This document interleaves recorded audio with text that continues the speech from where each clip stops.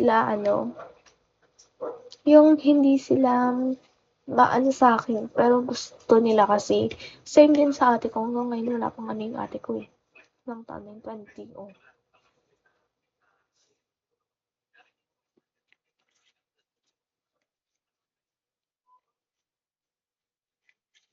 Sila na kasi nagiging parents sa'min since wala namang hindi pa kayong parents namin sa'kin. Kaya sa kanila na lang kami sumusunod.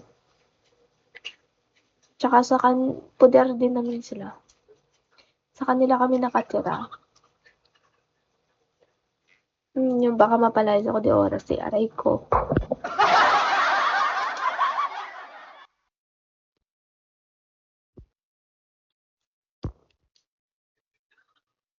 Ganon kasi yung tingin nila.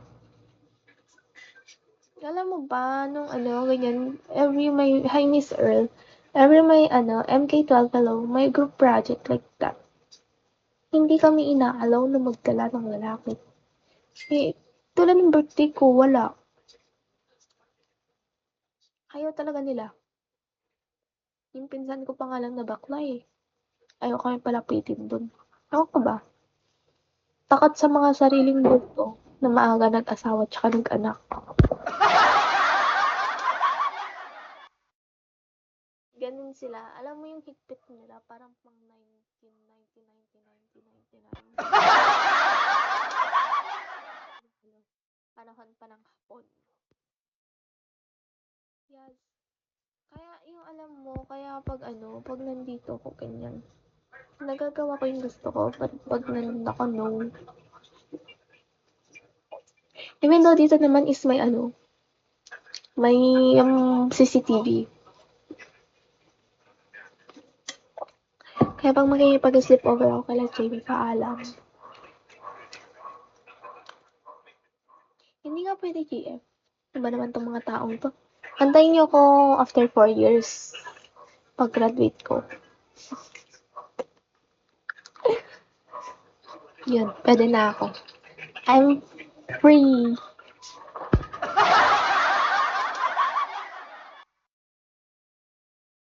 Okay guys, pakutahin niyo ako para may pang-ibon si Ganda para sa tuition fee. Level 58.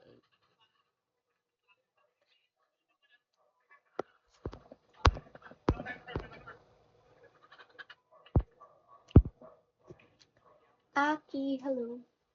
Ang dami kong viewers. Ang saya naman nito, ang daming viewers. Pero mga robot lang naman.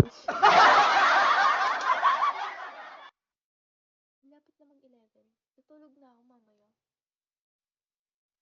Nantok na nga ako. Yung feel ko mag-out na ako. Ang sakit ng ulo ko. Naganyan ko kanina yung self ko. Nasampal ko. Iba sila ng kulay. Mas, to.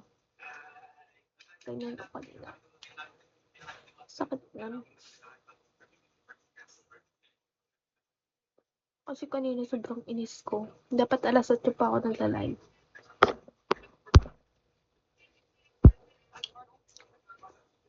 Naiinis talaga ako dun sa yun. Tagal na yun eh. Dapat na yun, bayad na yun kasi sabi nila this month. Papayaran na nila pero hindi. Hunter, hello. Hindi binayaran.